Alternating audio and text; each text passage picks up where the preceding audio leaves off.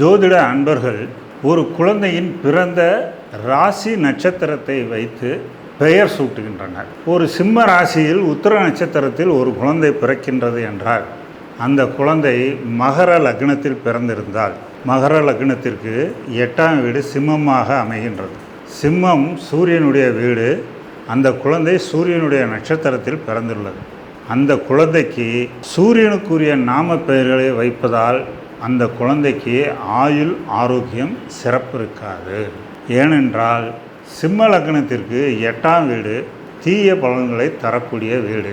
அந்த இடத்தில் சந்திரன் இருக்கும்போது நாம் அந்த நட்சத்திரத்திற்குரிய பெயரை வைக்கும்போது அந்த சிம்மத்தின் ஒளி அலைகளால் ஏற்படும் எழுத்து நாமங்கள் அந்த குழந்தையின் ஆயுள் ஆரோக்கியம் கல்வி ஒழுக்கம் இது போன்ற விஷயங்கள் சரிவர அமையப்பெறாமல் அந்த குழந்தையின் வாழ்க்கை தடம்புரளும் வாய்ப்புகள் உண்டு.